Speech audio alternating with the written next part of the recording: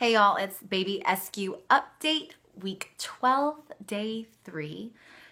Baby SQ is 2 inches and about half an ounce. And the coolest thing this week is that now that my uterus has moved up, if I push on my uterus and happen to touch where the baby will actually reflex.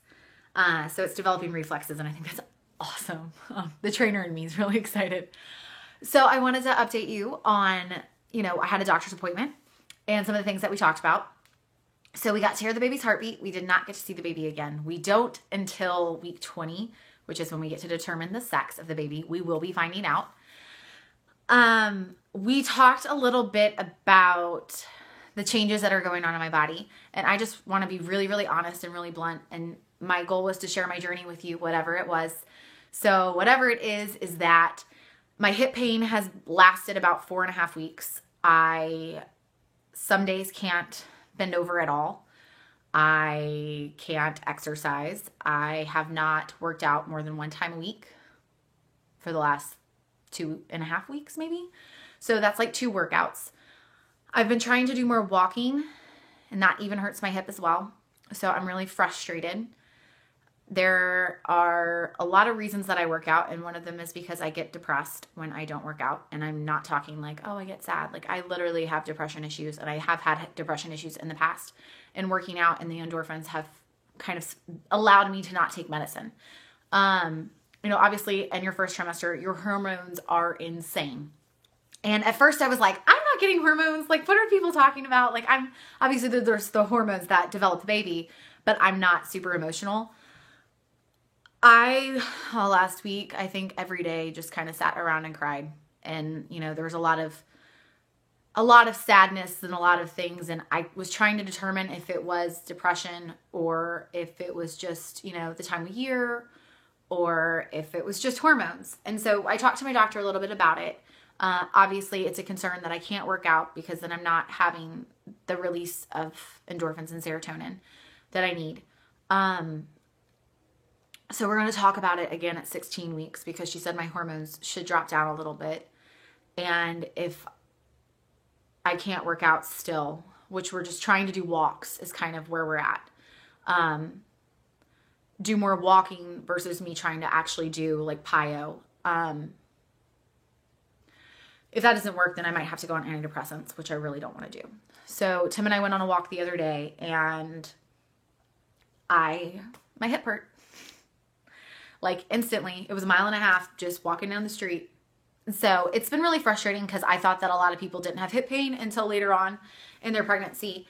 Well, that's not necessarily true for everyone. So that's been my my cross to bear with this pregnancy is the hip pain, and hopefully that we can get this under control, and it is just hormones, and I'm not depressed because I really don't want to deal with depression and antidepressants, and I really now I'm concerned about postpartum depression. So we're hoping that doesn't happen. Hopeful. Pray. Awesome. As far as nutrition goes, I have had a little bit more of an appetite. It's really interesting. I'm not hungry in the mornings, and I'm really not hungry until about 6 o'clock at night, and then I want to cram everything in.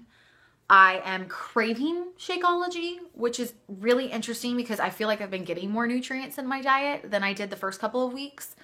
So it just tells me that my body needs nutrition, and I have to listen to that. And I think it's awesome that I have a resource in Shakeology that just gives me nutrition. It's really great to know that my baby's getting that, and I'm really not concerned. We're going to do some genetic testing in the next doctor's visit, and I'm not super, super concerned about that.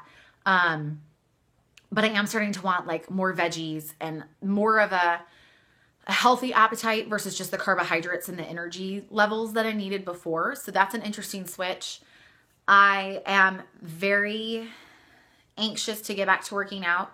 I'm not liking this at all. And I'm hoping that if I just go a little bit easy with just walks and stuff like this week and next week, that I can do my challenge group that I'm starting with Expecting Moms in January. Because I really want to start doing Les Mills Pump. I really, really, really, really, really want to. So it's a day-to-day, just listen to your body. And that's been really interesting too, because I've been sleeping 12 hours a day. Like, no matter what time I go to bed, no matter what time I set my alarm, I will sleep 10 to 12 hours. And that's lovely that I can do that. I'm very grateful that I can do that. Not everybody can. Working at home saves my life right now. But that's it. So I just keep saying lots of prayers for the baby and the baby's health, as well as mine.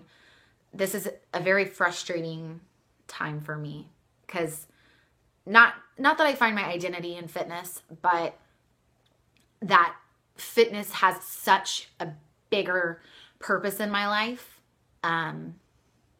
It literally keeps me sane. So I need it.